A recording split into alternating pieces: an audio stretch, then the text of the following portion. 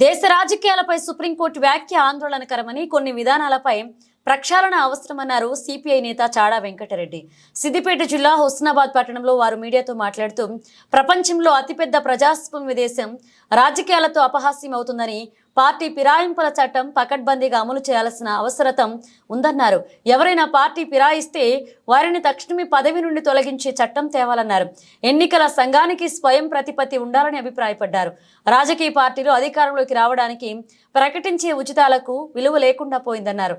ఒకప్పుడు సంక్షేమ పథకాలు పేదవారికి అంది వారి యొక్క అభివృద్ధికి కృషి జరిగేదని, ఇప్పుడు వివిధ పార్టీలు ఏడాపేడా ప్రకటించే ఉచితాల వల్ల రాష్ట్ర ఆర్థిక వ్యవస్థ దెబ్బతింటుందని ఆవేదన వ్యక్తం చేశారు.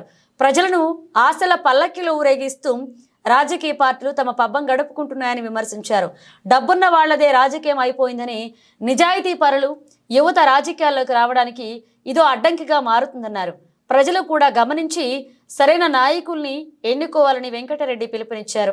న్యాయస్థానం సుప్రీంకోర్టు వ్యాఖ్యానాలు చూస్తూ ఉంటే మన ప్రజాస్వామ్యం అనేక ఆటుపోట్లు ఎదుర్కొంటున్నది. గందరగోళాలకు నిలయంగా మారింది. అందులో నేరపూరిత చరిత్ర కలిగినటువంటి వాళ్ళు 5,000 మందిపై కేసులు పెండింగ్లో ఉన్నాయి వివిధ కోర్టుల్లో, వివిధ రాష్ట్రాలలో. అంటే ప్రజాప్రతినిధులు మన నేరపూరితులైతే ప్రజాస్వామ్యం ఎలా పరిణమిల్లుతుంది, ఎలా స్వచ్ఛంగా పరిపాలన సాగుతున్నది అనే ప్రశ్న. అందులో చూస్తే పార్టీ ఫిరాయింపుల చట్టం, మరొక వైపున చూస్తే ఫిరాయింపుల చట్టం ఒకటి ఉంటే నేరపూరి చరిత్ర కలిగే వాళ్ళు మరొక పోరాట. ఈ రెండింటి పట్ల కూడా సుప్రీంకోర్టు అనేక సందర్భాలు వ్యాఖ్యానాలు చేస్తూనే వస్తున్నది. కానీ సుప్రీంకోర్టు ఏ సలహాలు ఇచ్చినా ఇంకా కొంతమంది మిగిలిపోయారనేటువంటి ఒక చర్చ, ఓ విమర్శ కనపడుతుంది. అందుకని ఏదేమైనా నిన్న మరి ముఖ్యమంత్రి గారు మొత్తం ఉప ముఖ్యమంత్రి మంత్రివర్గము లేదా అందరు ఉద్యోగులు కలిసి దీన్ని మళ్ళీ ఏదైతుందో మళ్ళీ రెండవసారి మళ్ళీ రీసర్వే చేయడానికి ఈ 16 నుంచి 25 దాకా రీసర్వే చేయడానికి మళ్ళీ ఆదేశించారు. ఇది మంచి పరిణామంగా నేను భావిస్తున్నాను. ఎందుకంటే హర్షించదగ్గ పరిణామం.